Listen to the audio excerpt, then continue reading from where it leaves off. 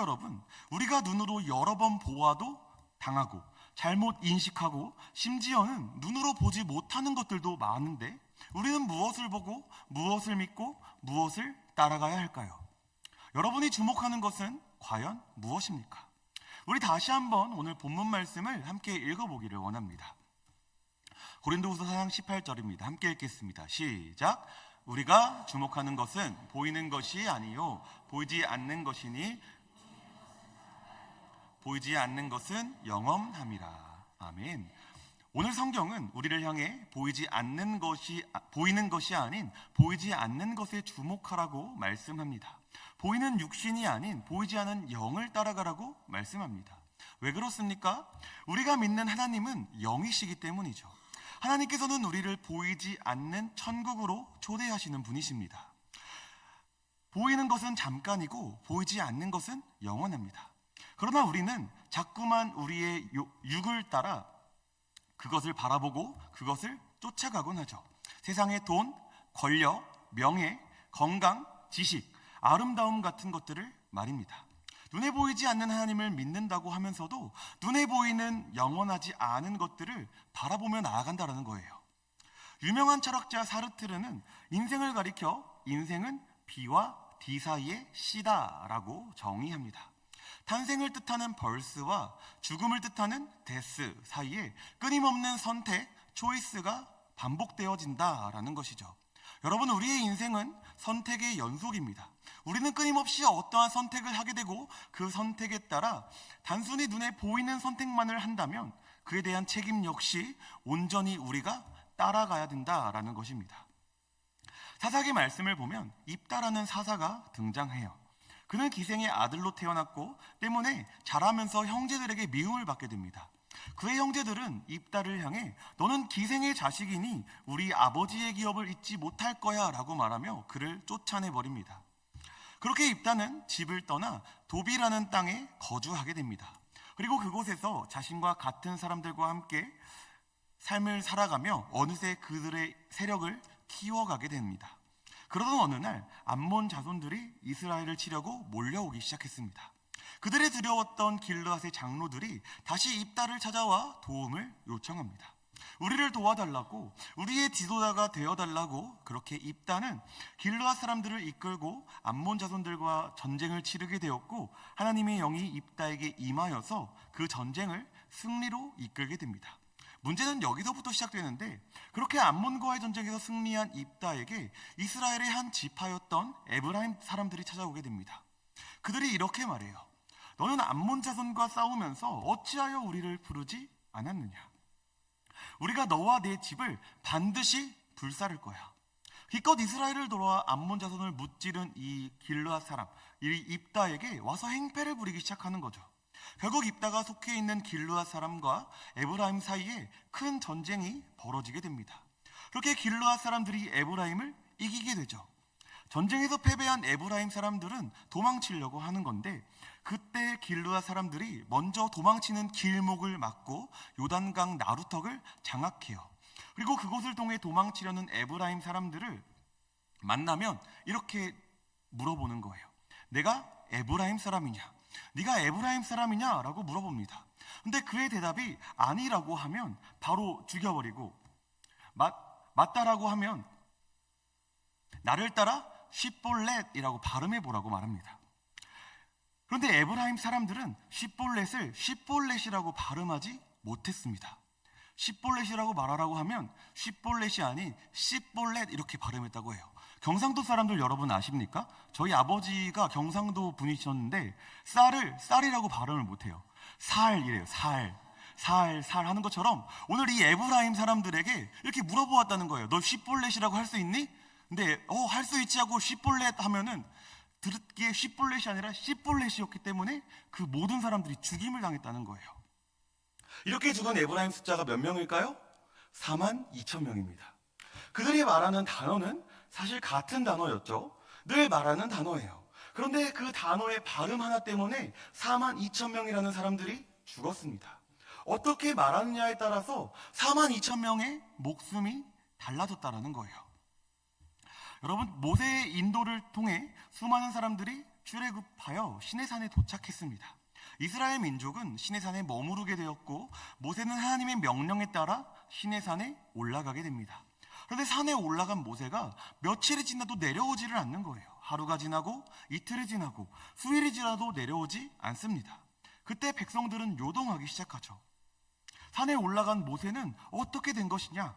죽은 것이 아니냐? 모세가 죽은 것 같으니 우리를 위한 신을 만들어라 라고 아론에게 말합니다. 그렇게 이스라엘 민족들은 자신들이 갖고 있던 금 귀고리를 모두 빼내어 금송아지를 만들게 되죠. 그리고 그것을 향하여 우리를 애굽에서 인도하여 낸 하나님이라고 말합니다. 그 주위를 뛰놀며 제사를 지냅니다. 우리가 볼 때에는 너무나도 완벽한 우상 숭배죠.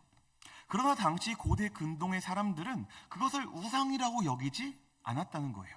당시 사람들은 신상을 가리켜 신이 깃드는 보금자리라고 생각했대요. 그래서 아주 철저히 신상을 만들었는데 신상을 만들 때 꼭 필요한 과정이 있습니다. 그것은 입열기와 입씻기라는 건데 신상을 만들면서 그 신이 그 신상 안에 들어올 수 있도록 계속해서 제사를 드리는 과정을 입열기라고 합니다. 그리고 그 입열기가 끝났을 때에 이 신상은 사람의 손으로 만든 게 아니라 하나님이 직접 만든 거야. 이 신이 직접 만든 거야 라는 과정을 작업하는 게 입씻기예요.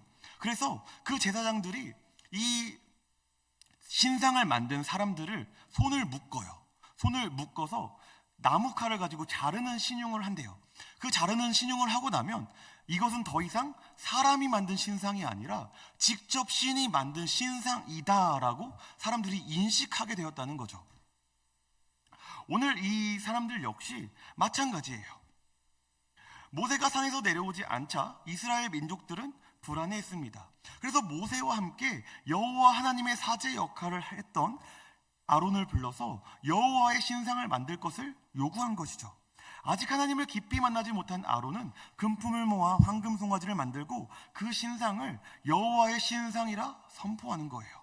고대 근동의 문화에 노출되어 있던 이스라엘 민족은 여호와께서 신상에 깃들었다라고 여겼고 그렇게 축제를 벌이게 된 것입니다. 이후 모세가 내려오죠. 그들의 모습을 보고는 들고 있던 십계명을 던져버립니다. 모세는 아론을 향해 책망하기 시작하는 거예요. 내가 어찌하여 신상을 만들었느냐? 그때 아론이 뭐라고 말하냐면 이 신상은 불에서 나온 거예요. 이것이 여러분 입씻기의 과정을 거친 사람들의 생각이었다는 것이죠. 우리가 볼 때 너무나 엉뚱한 이야기인데 이 사람들은 정말 그렇게 믿었다는 거예요. 하나님이 신상을 직접 만드셨고 그 안에 들어가 계셨다라고 믿었다는 거죠. 그렇기 때문에 오늘 이 이스라엘 백성들은 금송아지 신상을 우리를 애굽에서 인도하여 낸 하나님이라고 믿고 그 주위를 신나게 뛰놀며 제사를 드렸다는 것입니다. 모세는 이스라엘 백성들을 불러 모아 여호와의 편에 서 있는 자들을 부르게 되죠. 그렇게 레위 사람들이 나와왔고 레위 사람들이 그날 죽인 이스라엘 백성들의 수는 약 3,000명입니다. 오늘 이스라엘 백성들은 자신들이 만든 금송아지 하나님과 그들을 애굽에서 인도해낸 하나님이 같은 하나님인 줄 알았습니다. 그러나 애석하게도 그들이 믿는 하나님은 다른 하나님이었죠. 신약으로 한번 넘어가 볼까요? 마태복음을 살펴보면 예수님이 십자가에서 못 박히시기 전 이미 십자가에 못 박혀야 하는 죄수가 한 명 더 있음을 우리는 알 수 있습니다. 그의 이름은 바라바예요. 그는 아주 악독한 범죄자였죠. 그런데 그의 원래 이름이 무엇인지 아십니까, 여러분? 다른 성경 사본에는 이렇게 기록되어 있어요. 바라바라 하는 예수. 사람들이 예수를 십자가에 못 박아 죽이십시오라고 말할 때 빌라도는 이렇게 물어보는 거예요. 너희가 말하는 예수가 바라바라 하는 예수냐? 그리스도 예수냐? 같은 예수인 줄 알았는데 한 사람은 수많은 사람의 생명을 해치는 악독한 범죄자 예수입니다. 같은 예수인 줄 알았는데 다른 한 분은 모든 사람들에게 생명을 주러 오신 죄도 없고 흠도 없으신 구원자 예수입니다. 하나님을 잘 믿는다고 자신하던 이스라엘 종교 지도자들은 우리 죄를 위하여 사람의 몸으로 오신 구원자 예수 그리스도를 십자가에 못 박는 선택이었습니다. 사랑하는 성도 여러분, 우리는 어떤 하나님을 믿고 있습니까? 같은 하나님을 믿는다고 하면서 누구는 눈에 보이기에 화려한 금송아지 하나님을 믿고 있으며 누구는 보이지 않지만 진짜 살아계신 하나님을 믿고 있습니다. 우리는 어떤 예수님을 부르고 있습니까? 같은 예수님을 부른다고 말하면서 어떤 사람은 길이요 진리요 생명이신 구원자 예수님을 부르는 반면 어떤 사람은 우리의 생명을 앗아가는 우리의 육적인 것을 채우기 위한 가짜 예수님을 부르고 있습니다. 우리가 살고 있는 시대는 이러한 시대예요. 가짜 하나님이 판을 치는 시대입니다. 자꾸만 가짜 예수님을 들먹여 우리를 위로하고 칭찬하고 우리의 거룩함을 잃어버리게 만듭니다. 예수님은 우리의 육적인 것들을 채우러 오신 분이 아니라는 거예요. 그런데 자꾸만 우리는 우리의 육적인 것들만 채우려고 합니다. 성경은 그런 하나님을, 그런 예수님을 말하고 있지 않습니다. 그런데 우리는 자꾸만 우리의 육적인 것을 채우려고만 합니다. 우리의 생명의 근원이신 예수 그리스도를 버리고 자꾸만 세상에서 우리의 생명을 해결해 줄 것만 같은 돈, 명예, 권력, 지식, 건강을 위해서만 예수의 이름을 부르며 기도한다라는 것이죠. 가짜입니다, 여러분. 사탄에게 속은 겁니다. 여러분, 사탄이 광야에서 예수님을 시험하고 있을 때에 말하고 있는 세 가지 유혹이 모두 육에 관한 것들이었다는 사실을 알고 계십니까? 또한 뱀이 하와를 유혹했을 때 하와의 시선이 바뀌자 그동안 늘 보았던 동산 중앙에 있던 선악을 알게 하는 그 열매가 갑자기 먹음직도 하고 보암직도 하고 지혜롭게 할 만큼 탐스럽기도 한 나무 열매로 바뀌어 보였다는 사실을 여러분 기억하십니까? 이때 역시 사탄의 유혹은 육적인 유혹이었다는 사실을 우리는 기억해야 합니다. 그 외에도 성경에 나오는 모든 사탄의 유혹들은 다 육적인 것이라는 사실을 우리는 기억해야만 하는 것이죠. 예수님은 육적인 것을 위해 이 땅에 오신 분이 아닙니다. 우리의 영혼의 구원을 위해서 이 땅에 오신 분이심을 우리는 믿어야 하는 것입니다. 오늘 본문의 말씀을 기록한 바울은 유대교에 열심히 가득한 자였어요. 그날도 자신의 대적 그리스도교를 전파하는 이단을 잡기 위하여 다메섹으로 가던 길이었습니다. 그때 하늘로부터 밝은 빛이 임하며 한 목소리가 들립니다. 사울아, 사울아. 사울이 대답하죠. 주여, 누구시나이까? 사울은 그분이 하나님이라는 것을 직감적으로 알았어요. 그럼에도 누구십니까? 라고 물어보고 있는 거예요. 하나님을 잘 몰랐던 거죠. 그런 그에게 음성이 또 들립니다. 나는 내가 핍박하는 예수라. 나는 내가 핍박하는 예수라. 사울의 머릿속에 큰 충격이 임하기 시작합니다. 내가 그동안 믿어왔던 하나님이 가짜 하나님이었고 내가 핍박하고 있던 하나님이 진짜 하나님이었구나. 그렇게 성경을 잘 알고 조상들로부터 전해지는 유대인의 전통을 따라 열심을 다해 신앙을 지키던 사울은 진짜 하나님을 만나면서 완전히 변화가 되었다는 것이죠. 그리고 그런 그가 이렇게 말하고 있습니다. 우리 다 함께 PPT를 보고 함께 읽어볼까요? 함께 읽겠습니다. 시작. 우리가 주목하는 것은 보이는 것이 아니요 보이지 않는 것이니 보이는 것은 잠깐이요 보이지 않는 것은 영원함이라. 아멘. 사랑하는 성도 여러분, 우리는 오늘 어떤 예수를 믿고 있습니까? 예수를 믿으면 돈을 많이 벌고 승진도 하게 되고 건강해지고 공부도 잘하게 되고 자녀도 인생에서 성공하고, 그래서 여러분 예수를 믿습니까? 그렇다면 우리는 헛된 예수를 믿고 있는 겁니다. 우리가 살고 있는 눈에 보이는 이 세계는 잠깐이에요.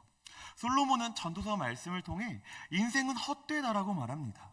여기서 헛되다라고 번역된 히브리어 헤벨이라는 단어는 한숨이라는 뜻이에요. 우리가 잠깐 숨을 후하고 들이마셨다가 다시 후하고 내뱉게 되는 그 잠깐 찰나, 그 잠깐의 시간이 우리의 인생이라고 고백하고 있는 것입니다. 여러분, 우리는 그 짧은 순간을 위하여 무엇에 목 놓아 삶을 살아가고 있는 것입니까?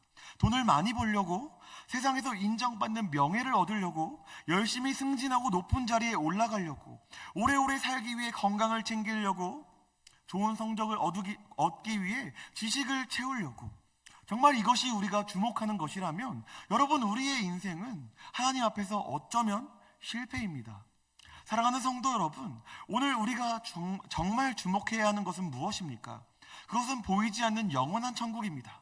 보이지 않는 영원한 천국을 소망하십시오. 우리에게는 영원한 소망이 있습니다. 우리에게 자유를 주시고 구원을 주신 예수 그리스도 안에서 우리는 주님의 뜻대로 살아가야 하는 것입니다. 주님의 뜻은 무엇입니까? 십자가를 지는 것입니다. 주님이 가셨던 그 길을 묵묵히 따라가는 것입니다. 세상의 고난에도 시험에도 장차올 영광을 바라보는 것입니다. 바울은 우리를 향하여 오늘 믿음으로 행하라고 말하고 있는 것이죠. 믿음은 눈에 보이지 않는 것들의 증거입니다. 비록 눈에 보이지 않지만 영적인 눈을 열어 영적인 세계를 바라봐야만 하는 것이죠. 말씀을 맺도록 하겠습니다. 사랑하는 성도 여러분, 보이는 것은 아주 잠깐입니다. 잠깐과 영원, 둘 중에 어디에 소망을 두시겠습니까?